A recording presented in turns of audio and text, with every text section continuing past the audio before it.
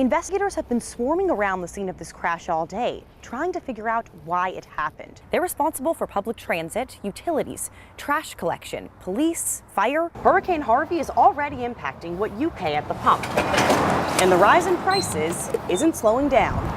They tried to stop the car and it started driving erratically. They tell me the car pulled over here into this parking lot. We all heard the warnings during this winter storm to stay off the roads, but a lot of people either couldn't or they chose not to, which is why we saw roughly 2,700 crashes. For every 12 people who make New Year's resolutions, just one will follow through.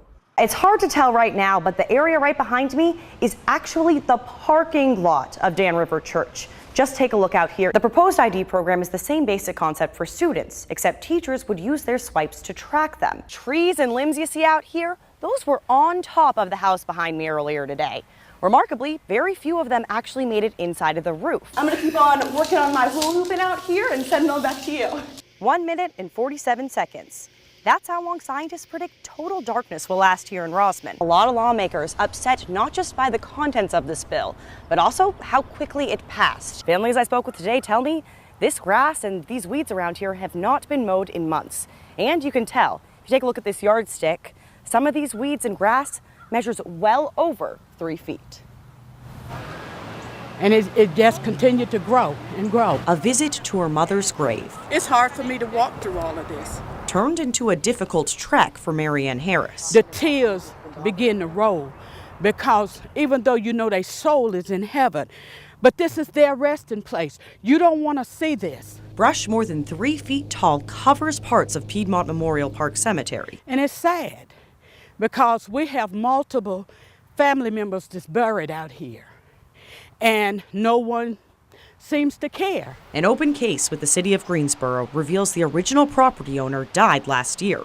That's when upkeep appears to have stopped. The city has sent a notice of violation to the former owner's wife, letting her know she has until May 22nd to mow the grass. But folks like Lester Westbrook are taking matters into their own hands. My mother's out here for 40 years, so I just came out to see if I can do what I can do. Just say it's this type of Mother's Day for her. And he's not alone. A local lawn care company has volunteered to mow the cemetery free of charge. Even though they're no longer with us, they're still family and loved ones, and they don't deserve this. A gesture that Harris says restores her faith. He just offered to do it as an act of kindness out of his heart. No pay, nothing. It stopped some of the tears from rolling. Yeah, the current owner has until May 22nd to mow this area. If it's not done by then, the city will be out here inspecting and they'll mow it themselves, but they will be forcing the owner to repay those costs. Again, we have reached out to the owner several times over the past week and have yet to hear back. 8-year-old Patrick Story loves foosball. I'm really good. Fish. Now I have 3 fish. And most of all, firefighters. I just don't know. I just love it so much. Well, that's good. So it only makes sense that on his worst day, he'd turn to his heroes for a little comfort. Patrick had his birthday and he was so excited. And we got there, we got the piñata set up. Sadly, nobody came. Pretty bad because nobody showed up. A heartbreaking turn for a boy who already faces many struggles. He's on the autism spectrum and has struggled so much to connect and communicate with other people. Patrick had an idea. Why not bring the leftover cupcakes to his heroes at the fire station? So we started talking to the little boy, talked to his father, and the story unfolded that this little guy had a birthday party and that nobody had showed up. So we collectively came together and said, well, we can fix this. The firefighters told his parents to bring Patrick back to the station later that night. When we came back, we didn't tell him. We blindfolded him. We didn't let them know what was going on. And they started to sing happy birthday and surprise him with a cake. The best birthday party this 8-year-old could have dreamed of. They even took him on a tour of the station and let him play with the equipment. He took my little boy and they made an awesome day. He took something that was negative, that he turned to a positive, and then they turned to an even bigger positive. There's no words to say enough thank yous. And today, Patrick was just as excited to see his firefighter friends as he was when they first met. He says the birthday surprise just reinforced his lifelong dream. Now he's sure when he grows up, he wants to be a firefighter. Can't drive my truck. Bruised. I can't work. Bandaged. I've got a hole through my head. And still bleeding, Kerry Chambers has a long road to recovery. I can't just say that I changed the things that I did. Police say the Davidson County man was shot in the head by a robbery suspect after following the suspects from the scene of the crime. Chambers was stopping by Avis's Fine Jewelry in Thomasville Tuesday to drop off some jewelry he'd repaired for the owner. Out the door comes two guys with helmets on, covered from head to toe. And the way they was looking at me, I knew exactly what went on. They're robbing the store. Chambers called 911 as the suspects took off on a moped. Chambers decided to follow them. I thought, well, I could keep them at a distance and see where they go. That way I could tell the police officers which way they're going. But the suspects caught on. They turned the moped around and pulled right in front of Chambers. One on the back pulls his gun out and aims it just like that to shoot me through the windshield.